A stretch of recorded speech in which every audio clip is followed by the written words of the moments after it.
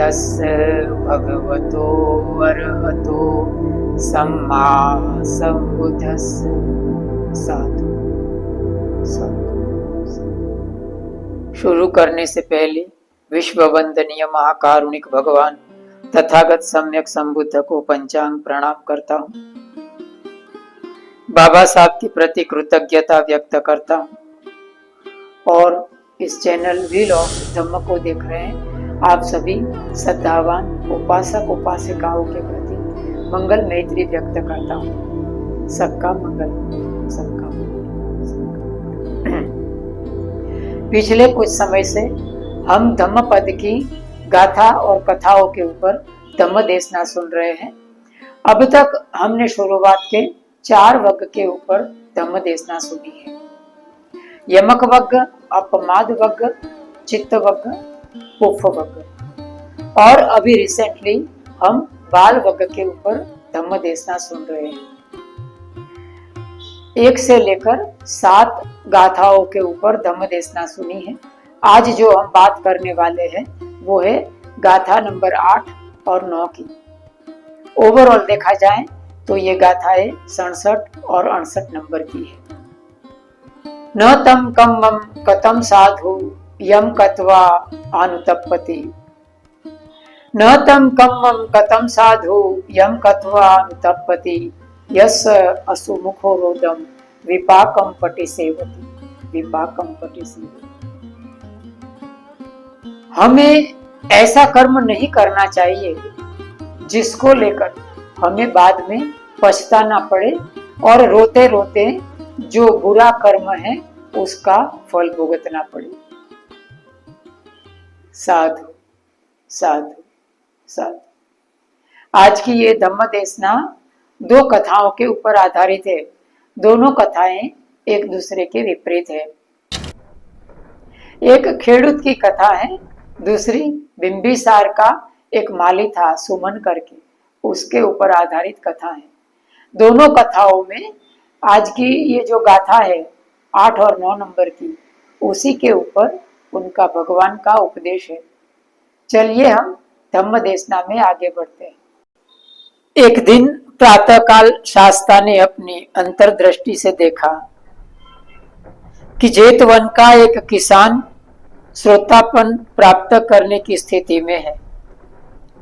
अतः वे प्रातःकाल ही आनंद के साथ भिक्षाटन करते हुए वहां गए जहां वो किसान खेती कर रहा था। वो किसान ने शाक्य मुनि को प्रणाम किया और पुनः अपने कृषि कार्य में लग गया। किसान जहां खेती कर रहा था वहीं पर चोरी किए गए धन की एक थैली पड़ी हुई थी।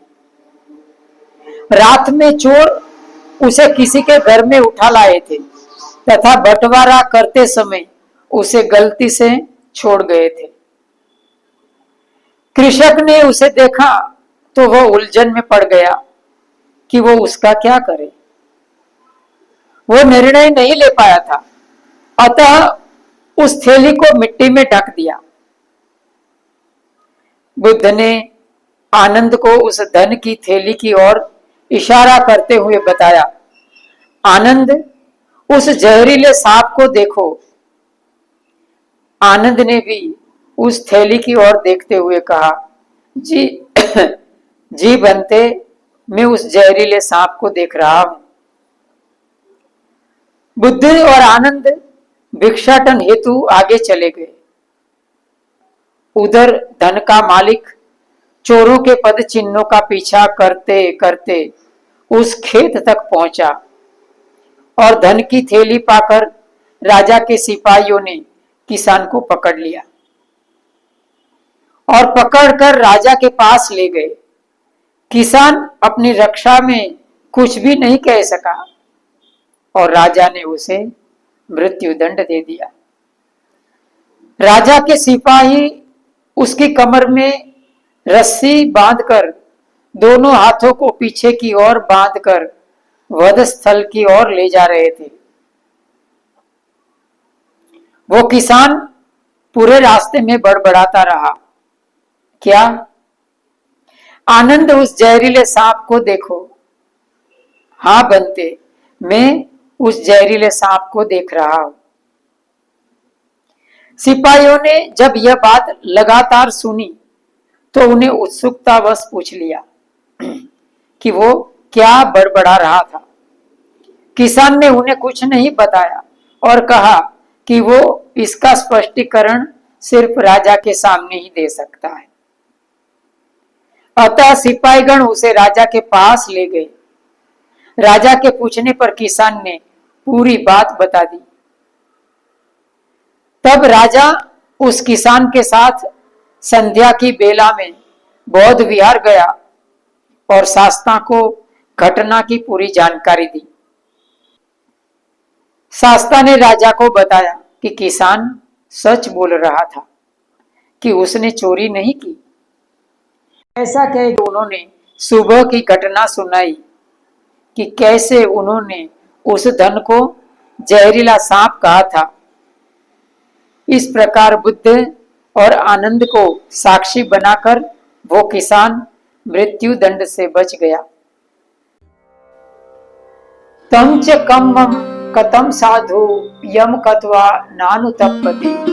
तम च कम्मम कथम साधु यम कत्वा नानुतप्पति। यस पतितो सुमनो विपाकम पटिसेवति। विपाकम पटिसेवति।